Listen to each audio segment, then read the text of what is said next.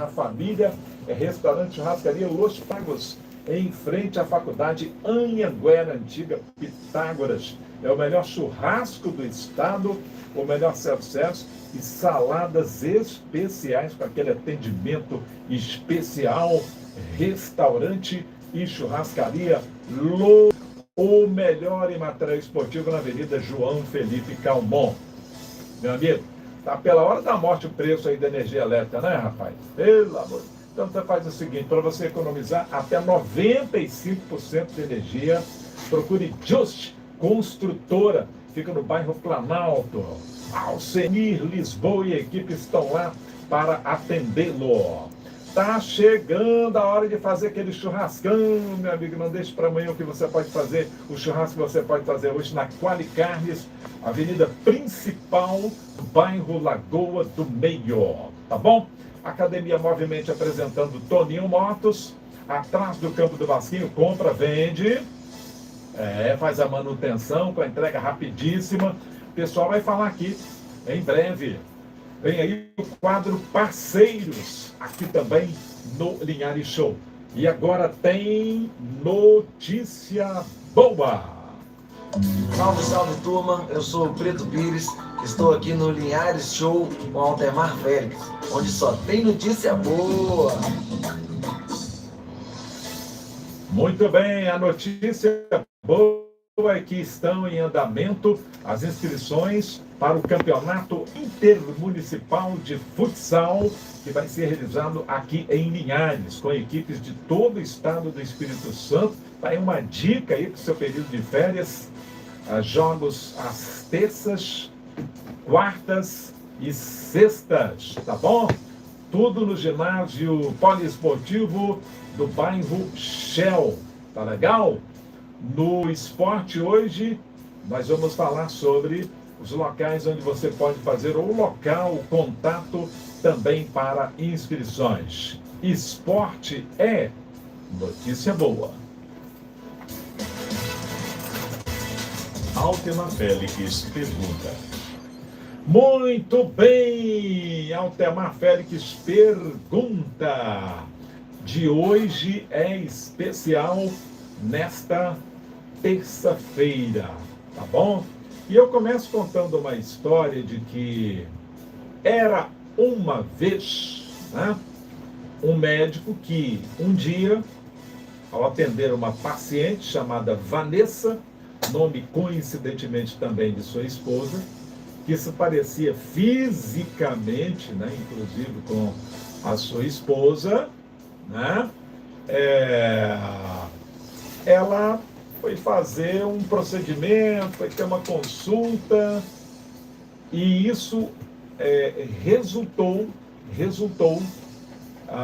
no primeiro transplante de coração aqui do município de Linhares. Bom, aí não vou contar mais nada não, senão, né, você vai descobrir lendo o livro, né? Vamos ver como se desenvolve essa história com H, mas que tem alguns traços de ficção, né? O médico que escreveu o livro, né, junto com outras mãos, ele já foi diretor do LMC, né? Também professor, né? E é médico, eu já disse, né? Tendo atuado também no Hospital Rio Doce, e está aqui do nosso lado para contar toda essa história. Ele é o doutor Dário Santucci. Uma salva de palmas do doutor Dário Santucci. Muito bem, doutor Dário Santucci. Ainda é bom dia. Bom dia. Obrigado pela oportunidade. Isso. E pela apresentação, que foi maravilhosa aí. Pois é, ainda é bom dia, né? Exatamente. Bom, essa história é contada em livro, né? Escrita pelo Dr. Dário Santucci, junto com outras mãos, conforme ele já antecipou, né? Na sinopse, né, do seu livro, né, e também já antecipou que tem muita realidade, né, tem muita fé, mas falou também que tem um pouco de ficção. Onde entra a ficção nesse livro sobre o primeiro transplante de coração aqui de Niagara, doutor Dário? É isso aí. A gente, na verdade, o relato histórico ele é muito bonito, né? Mas o livro precisava ter início, meio e fim, né? Uhum. E a ficção entrou aí. A gente cria alguns personagens, né? Para compor essa história, né? Que é escrita. Eu comecei a escrever essa história em 2018. 2018. Isso aí, foi em maio de 2018. Uma daquelas empatias, igual o senhor abriu o programa dizendo que era o mesmo nome da minha esposa, a mesma feição, ela tinha um filho igual eu tinha na época também, em 2018, e a gente tem alguns insights, né, algumas nuances que faz essa questão, né? Então eu comecei a escrever esse livro lá em 2018, no dia 1º eu cheguei em casa após um plantão e já comecei a escrever, abri lá no Google Drive e comecei a escrever o que estava acontecendo naquele momento. Isso. Bom, primeiro eu vou chamar de você. Fica à vontade. Isso, você começou fazendo anotações sobre o procedimento, né? A partir de que momento você decidiu escrever um livro sobre essa história? Então, eu chegava em casa e compartilhava com minha esposa o que estava acontecendo, né? Uhum. E todo mundo que eu contava sobre o que aconteceu, né? Falava exatamente essa frase: isso parece um livro, isso tem que ser contado, né? Uhum. E por obra do acaso e por curiosidade, eu tenho essa mania às vezes de escrever várias coisas do dia a dia sobre medicina, e calhou de eu fazer praticamente um compêndio ali dentro desse Google Docs. Eu escrevia diariamente, até o dia 31 de maio eu escrevi, todo dia, chegava em casa após plantão. Então tinha muito documento sobre o caso, né? Caso, né? Exatamente. E aí, como a gente ficava embasbacado com essa questão do resultado, de como foi, as pessoas falavam: ó, isso vai dar um livro, vai dar um filme. E eu acreditei nisso depois. Nunca pensei em escrever um livro, principalmente de ficção e drama, igual né? Uhum. Mas saiu. E é um fato tão marcante, né? Como o primeiro transplante de coração aqui no interior do estado, aqui em Niagara, né? Só o fato de ser o primeiro transplante já merecia um livro, né? Então, certamente uma bela história dentro de outro. E o senhor chama a atenção sobre a febre reumática. Vamos começar falando aí sobre esse importante alerta. Isso aí. O livro ele é baseado em alguns pontos, né? E a ideia também do livro é levar informação, saúde, né? Levar saúde para a população. Existe uma doença que chama febre reumática, que acomete muitos brasileiros ainda, e ela é negligenciada, né? Tudo começa com uma infecção de garganta simples, e aí o nosso sistema imunológico, ele confunde a bactéria da garganta com a válvula do coração e começa a atacar o coração.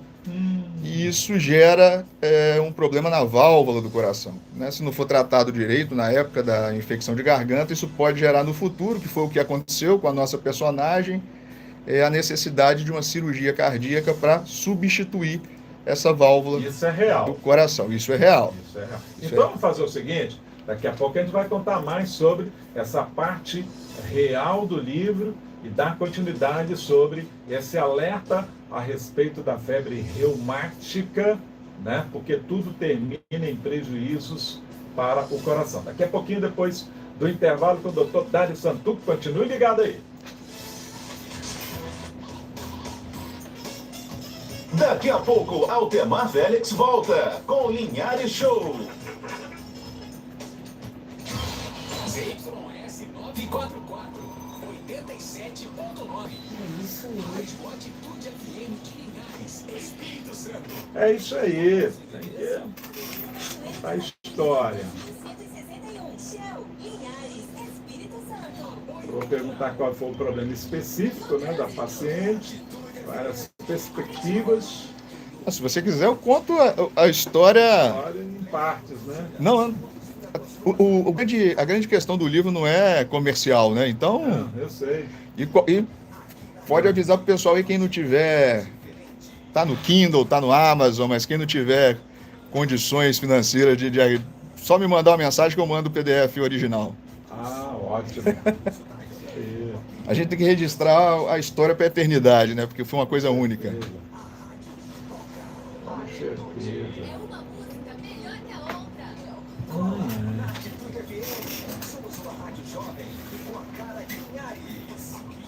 O que você gosta? E, na verdade, o livro, a gente conta dois casos, né? Um é do Ronaldo Monteiro, que é aquele atleta paraolímpico, né? Aham. De jiu-jitsu, ele também está no livro. Ronaldo Monteiro de Linhares, ele? É. Ah, de Linhares. Ronaldo. Por isso que o nome é 2018. 2018 foi um ano tão assim. Teve tantas nuances. Aham. Aqui, ó. Daqui é o livro Amestício que eu estou sorteando. Deixa eu dar uma- Braille, tudo. Olha o material. Qualidade imensa mesmo, né? Que é isso. Maria Tereza Costa Guimarães e Souza. Quem fez a ilustração dele? Um interno do presídio regional de Linhares. Por isso que ele é de inclusão social, né? Muito bacana. E é algo assim que eu não perco por nada. E o momento da busca do Espírito Santo. É uma das áreas mais importantes para mim, é a área da busca do Espírito Santo. E o momento da palavra. Você já viu um livro sobre o legado de Emílio Macedo Gomes? Não. Um dos políticos mais influentes de Linhares aqui do passado, que gerou toda essa geração de novos políticos aí, começando com Samuel Batista Cruz, Zé Carlos Elias, até chegar a Guerino. Começou lá com o doutor Emílio. Eu ia trazer um exemplar e esqueci. Poxa, eu ia adorar ler. Tá? E te dar um exemplar do livro, mas vai faltar oportunidade. Eu gosto bastante de estudar. Escreveu eu e meu primo, Daniel Porto, que é colunista político aí. Ah, sim. Escrevemos juntos. Eu gosto muito de sociologia, de filosofia. É. Eu li um livro certa vez de um médico espanhol, que se chama José de Letamendi Mandiares, né? Aí ele dizia o seguinte, que o médico que só sabe medicina, nem medicina sabe. Eu li essa passagem, muito interessante. Muito interessante aqui na sinopse, aqui, tinha essa parte aqui. E o que isso assim ele quis dizer? Através da literatura, né? Você é capaz de compreender 1000 vezes melhor as dores do paciente, né? É, do paciente. Então, assim, se eu li Vidas Secas, eu tenho a capacidade de entender melhor determinadas situações, né? Vidas Secas. Nossa, muito bem feito o livro, hein? Maravilhoso mesmo. Meu livro tem. Eu tenho um tio, Neemias Félix, ele tem livros sobre poesias, né? E ganhou 2 concursos de poesia em nível nacional. O texto dele é muito rebuscado, né? Para entender tem que ir no dicionário. Mas escreveu.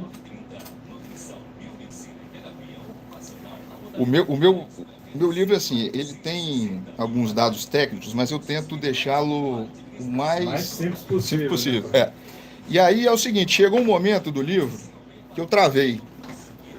E aí eu comecei a fazer testes, né? Mandava o PDF, mandei para minha mãe, que é uma leitora também assídua. Mandei para Kelly Hilmes, que é uma vizinha minha lá. E aí a Kelly, ela entrou de cabeça assim no projeto. Ela foi até coloquei ela como coautora por isso. Ela conseguiu destravar o capítulo que me incomodava, entendeu? Linhares Show.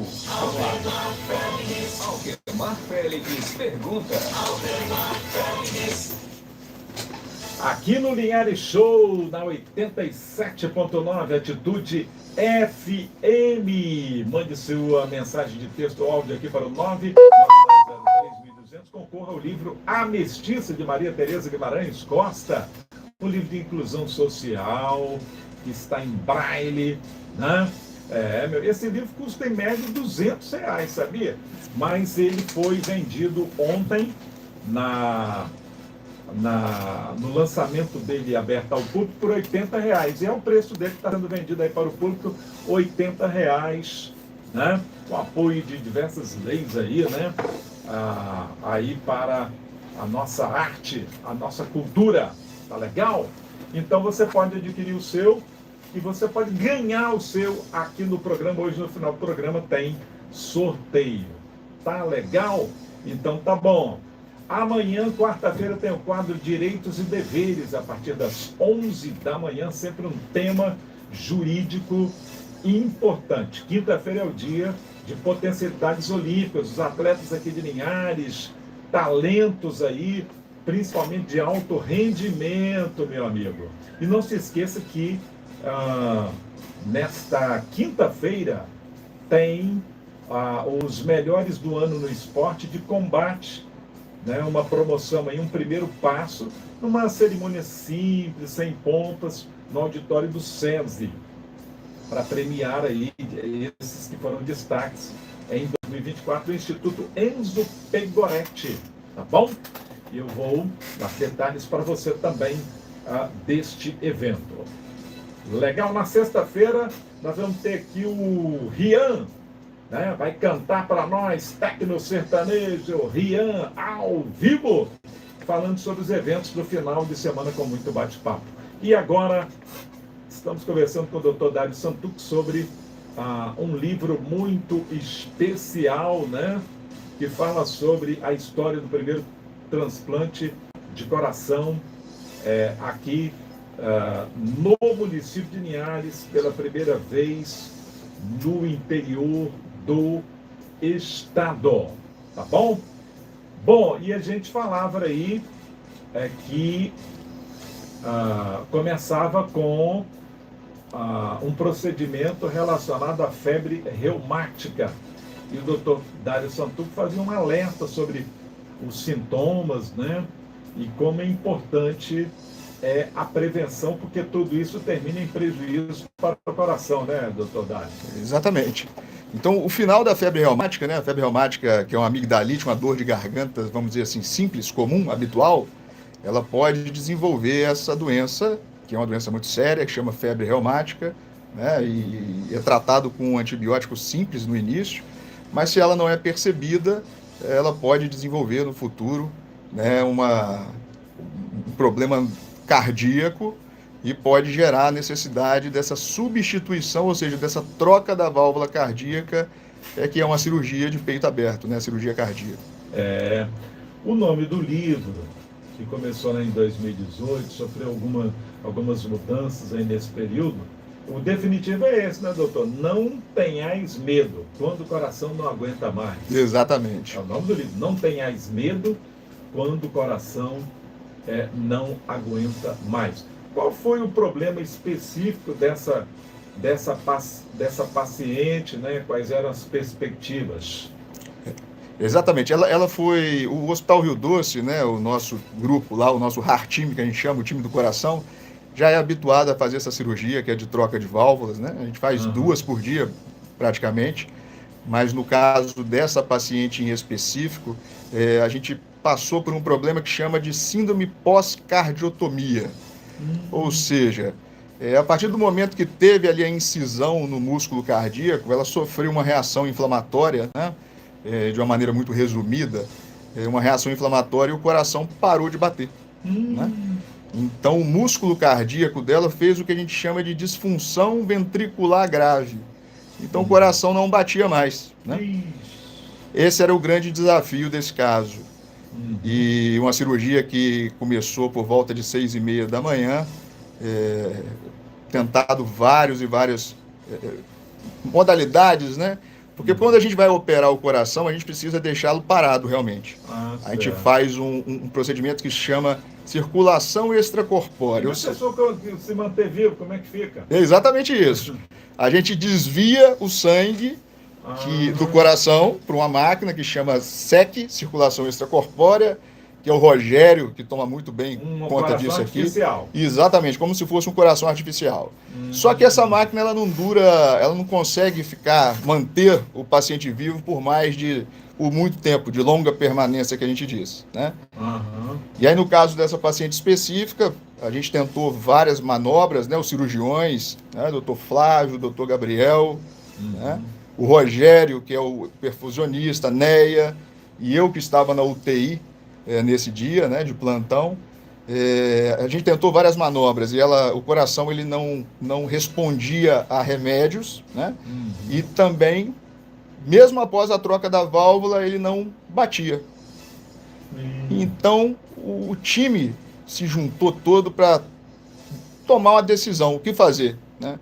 Uma paciente tão jovem como aquela, de 30 e poucos anos, com a filha, com família, a gente tomou, na época, uma decisão bem arrojada, né? Que é mantê-la viva com esse aparelho improvisado. Então, utilizou-se 2 aparelhos desses, né, que chama de circulação extracorpórea, para substituir o coração dela momentaneamente para mantê-la viva, né? Pensando que esse coração ia desinflamar, a gente ia conseguir reabordar ela cirurgicamente no próximo dia, né? Mas isso não foi possível, exatamente. Ela ficou assim por alguns dias. Existe uma máquina especial, que essa sim é de longa permanência, que chama ECMO, e por conta de 2018 ter aquela greve dos caminhoneiros e várias outras nuances também em 2018, dificultaram a chegada dessa máquina, né? A máquina que já não fica de prontidão assim, até que essa máquina chegou um dia, né? Durante esse processo. É isso que eu conto no livro. E aí a gente conseguiu manusear essa paciente de maneira mais adequada com essa outra máquina mais específica, né? E aí eu já tô... Pode ir contando? Pode ir contando. Aí, em resumo, a paciente, vocês conseguiram fazer o procedimento na paciente? Não. Usando essa máquina? Isso, essa máquina ela deu suporte. Suporte. Ela é especial, ela faz a função do pulmão, faz a função do rim e faz a função também do coração. E a gente conseguiu, de maneira improvisadíssima, né, dentro de uma UTI, mantê-la viva por alguns dias. E aí a decisão de que não havia mais, não teria mais suporte. A única possibilidade de mantê-la viva era listá-la para transplante cardíaco. E foi isso que a gente fez, né? Então ela era prioridade nacional na época. E aí, mais uma vez, por que 2018? Né? Em 2018, o Michel Temer tinha acabado de sancionar uma lei que fazia com que a FAB, a Força Aérea Brasileira, teria que disponibilizar uma aeronave para esse tipo de situação, né? Então, a gente viu aquilo com bastante empolgação. Ela era a primeira do país, né, aguardando devido à gravidade, ou seja, se a gente desligasse a máquina ou então tivesse qualquer problema, ela não sobreviveria, né? Então, eu vou contando isso no livro e por obra, assim... do destino de Deus, né? Uma coisa que eu acho que muito difícil de repetir, de acontecer de novo. E esse é o enredo principal do livro, por isso que esse livro existiu. É isso aí que eu pergunto. O senhor fala em milagre também em determinado momento no livro, algo que a medicina nem sempre consegue explicar. Como é que é isso, né? Exatamente. O que foi o desfecho, assim, né? Houve um acidente aqui em Linhares, ali, na via principal, né? O nosso médico que trabalhava... 101 que corta o município. Isso, exatamente. O nosso amigo, excelente médico, o Dr. Marcos Vinícius, estava trabalhando. Meu irmãozão, meu amigão, assim como o Dr. Flávio, que você citou aí. Um abraço para o Dr. Flávio, Dr. Marcos Vinícius. Exatamente. O Flávio foi um grande herói nessa história toda. Ele e o Dr. Gabriel.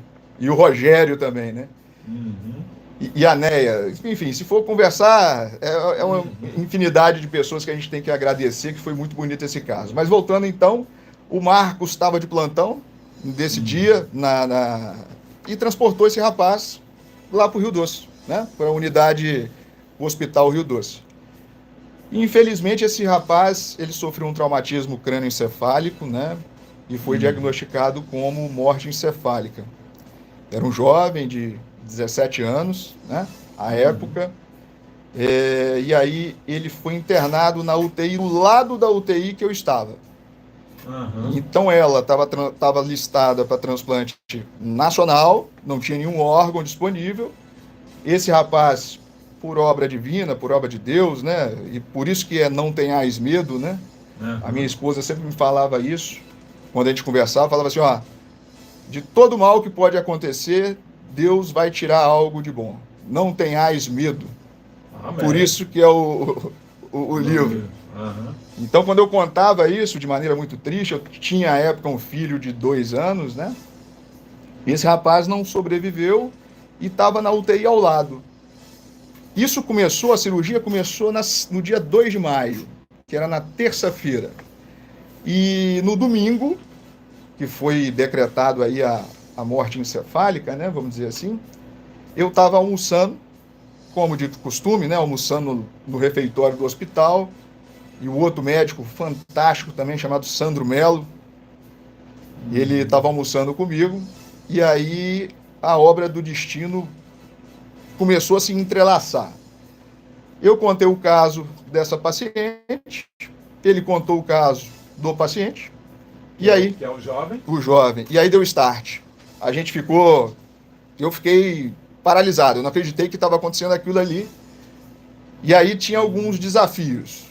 O primeiro desafio é o painel imunológico. O que significa isso? Eu preciso que o coração da paciente seja compatível com o coração... Desculpa, o coração do doador tem que ser compatível com o organismo da paciente. Isso é bem difícil de acontecer, tá?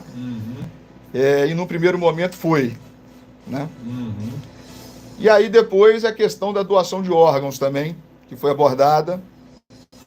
Família tem que autorizar. Exatamente, entrou em cena outro médico fantástico, é o Rodrigo Tardim, que atuou de maneira brilhante nessa questão. E então a gente partiu para o transplante. No dia do transplante, a gente já tinha acionado já o centro de transplantes, né? Que acaba que isso aí é Vitória, né? Mas dada a gravidade, não adianta, não teria como transportar